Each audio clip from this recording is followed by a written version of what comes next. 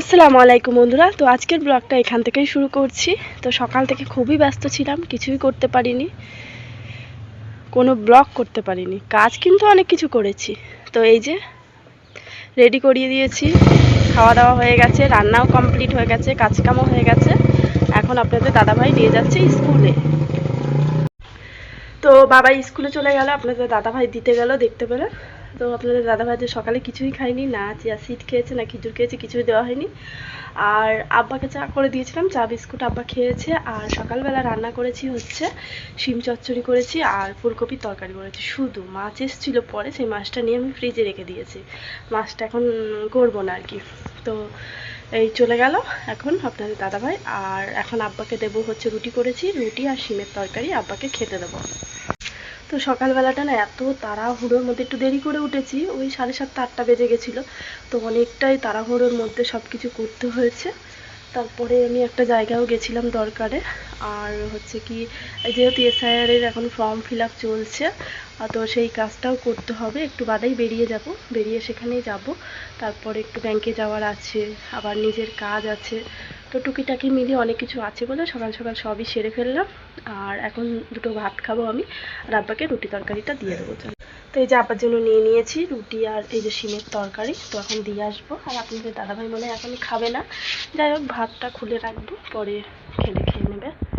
তো চলেন এখন আব্বাকে দিয়ে আসি খাবারটা। তো খাবারটা দিয়ে আসলাম, আর এখন চলেন যাব, রেডি হব। তো এই যে এখন রেডি হয়ে নিয়েছি, এখন যাব কাজে। তো চলেন কাজে যাওয়া যাক। তারপর এসে ফর্ম ফিল আপ হচ্ছে, সেখানেও যেতে হবে। তো বেরিয়ে পড়লাম, আপনাদের দাদাভাইকে বললাম আমাকে একটু নামিয়ে দেওয়ার জন্য। তো ওই আমাকে নামিয়ে দেয়, তারপরে মাঝে মাঝে যখন ব্যস্ত থাকে তখন কিন্তু আমি টোটো করেই চলে যাই। আমার না আজকে বাড়িতে কিছু খাওয়া হয়নি, তার জন্য আমি একটু কচুরি খেয়ে নিলাম।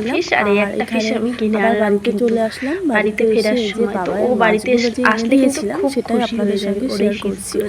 আর ও না আমার কাছে যখন তখন যা ইচ্ছে চাইলে আমি কিন্তু দিই না, তো ওই জিনিসটা আমি এনে দিই প্রায় 1 মাস 1.5 মাস পরে এনে দিই। তো ও প্রচণ্ড খুশি হয়ে যায়। তারপরে বিকালবেলা আমরা চলে এসেছিলাম একটা জায়গায় ঘুরতে, আমরা বান্ধবীরা মিলে। কি বলেন তো, সারাদিন সংসারের কাজের মধ্যে, সারা সপ্তাহ, সারা মাস, সারা বছর কিন্তু আমাদের সংসারের কাজের মধ্যে থেকে যায়। তো এই সংসারের কাজ থেকে আমাদের কিন্তু কাজ করার পরে কিছু ছোট ছোট একটু আনন্দ, একটু ঘুরতে যাওয়া, এগুলো কিন্তু দরকার।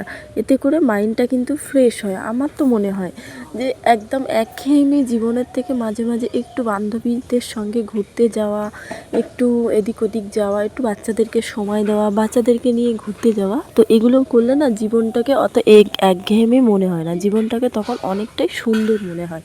তো আমার কাছে এটা ভালো লাগে। আর এখানে বাবাইকে একটা জিনিস দেখলাম, একটা বয়স্ক মানুষ মিষ্টির দোকানের সামনে দাঁড়িয়েছিল, বাবাই ওকে মিষ্টি কিনে দিল। মা আমাকে বললো যে মা মিষ্টি কিনে দাও না। আমি বললাম কী করবা, বলছে আমি খাবো।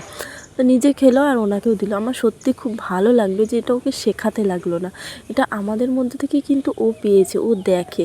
তো বাচ্চাদের না কোনো কিছু বলে শেখানো যায় না, ওরা প্র্যাকটিক্যালে যেটা দেখে সেটাই কিন্তু করে।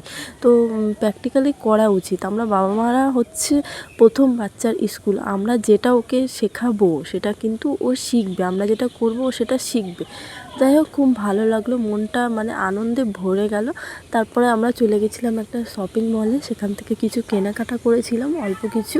তারপরে আমরা বাড়ির পথের দিকে রওনা দিয়েছিলাম। আজকের ভিডিওটা এই পর্যন্ত।